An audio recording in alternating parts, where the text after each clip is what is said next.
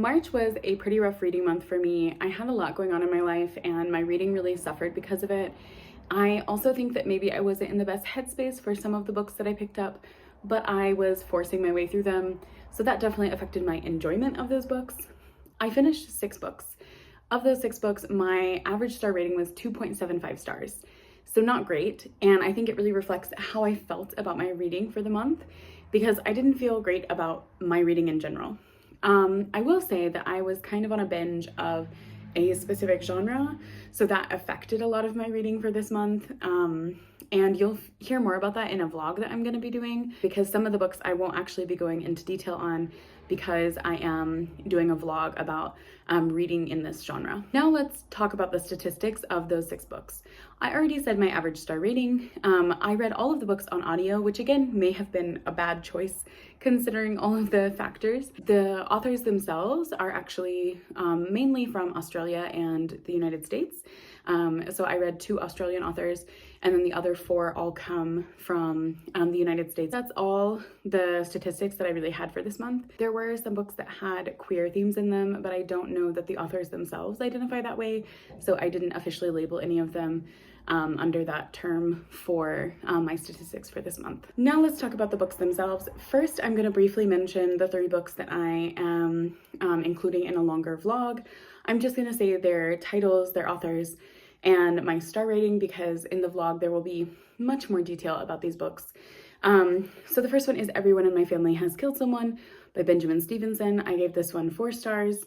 Then I read Beaches, Bungalows, and Burglaries by Tonya Kappes. I gave this one 3 stars. And finally, Arsenic and Adobo by Mia P. Manansala. I gave this one 1 star. Now onto the other books that I read through the month.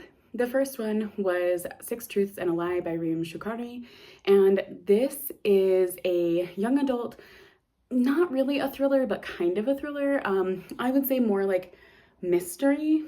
It's about this group of teenagers who are all at this beach where there is an explosion that happens, and they are all arrested under suspicion of being involved because they are Muslim. And it talks a lot about systemic Islamophobia in the United States post 9/11. There's also discussions about racism. It was a book that I think for younger readers would be more impactful because a lot of these things, if you're older, you've read a lot of more like nonfiction related to this topic.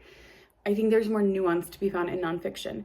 However, this is a book intended for young adults, and I think it definitely explains these things in a way that is accessible for younger readers to understand very big systemic historical issues, and also still like humanizes these stories and shows these characters in a way that would be relatable to teenagers. I will say there were some aspects of the story that I found confusing in terms of the timeline, the sequencing of certain events, and some of those things you just never get answers about. So that was where I kind of struggled a bit more with this book. However, I still think it's one that I would recommend to younger readers. I also want to say that I really loved the audiobook of this. It had a full cast narration, and I think that they did an amazing job with distinguishing between the characters. And yeah, I just really loved the audiobook of this. I thought it was really great. And I think had I read it in physical format, I would not have rated it so highly, because I think I would have been very disengaged from the narrative with some of the issues I had with like the structure of the story, the sequencing of certain things.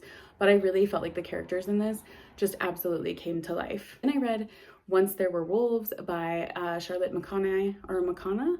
I'm not sure which one. This was a really rough read. It's about a woman who, she has moved with her mute sister from Alaska to Scotland. She is a scientist who's working on like a wolf rehoming project where they're trying to bring the wolves back to Scotland. You know something has happened to her sister, you don't know what, and you find out about her sister and her family through the story. And this was a book that I felt so tense while reading. I definitely think it leans towards the like literary thriller in terms of it's very beautiful prose, but it is a writing style that keeps you on the edge of your seat still. And I really felt at times so unnerved by the way that this story was told to the reader.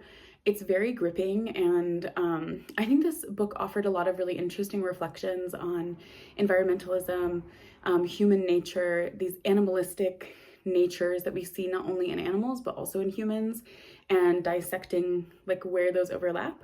It's definitely more of a literary book. I think that I was kind of a little bit disappointed with the ending of the book. It was not terrible, but it was one of those where I had kind of wished that this story would have gone a step further, or would have maybe had something a little bit more impactful in like the ending. Yeah, I ended up giving it 3 stars. This is an author that I would be curious to read more from, because I believe she's written other books like this, and it seems across her books that a lot of it has to do with the natural world. So I think that I could maybe find other books by this author that I would enjoy as well. The last book, and the book that I actually ended the month of March with, was Out of the Easy by Ruta Sepetys. This is a book that I really was looking forward to, because I have been wanting to read Ruta Sepetys books in order, and this is the second one, and I've been putting it off for like over a year now. I could not believe how boring this book was. This book was truly like, this happened, that happened, then this happened, then that. It was like such a bland story, so direct, and things were so easily laid out. Like, there was such a predictable narrative to this book. I also spent so much of this book confused, because I thought that the main character was mixed race, or at least had like African-American heritage. And then at some point much later in the story, I realized that she was not, she was white. And I was so confused by like some of the setup of this story, because I was like, I'm not understanding in this time period why she had such societal limitations in a city like New Orleans. Yeah, it was very weird to me. I think there were a lot of issues that I had with this book, and like the setting of it. The setting didn't feel like it matched the story. For example, you could have taken the story and put it in many cities around the world. I didn't feel like the city of New Orleans was this like part of the story, but yet you could feel like the author was trying to definitely push it into the story.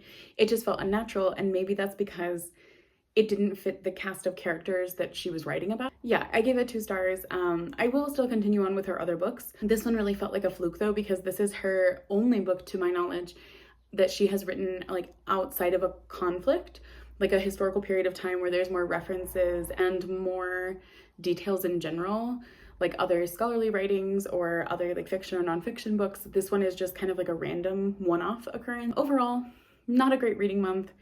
Definitely put me in a little bit of a slump for April, but I have finished yet another month to this year, so at least there was that.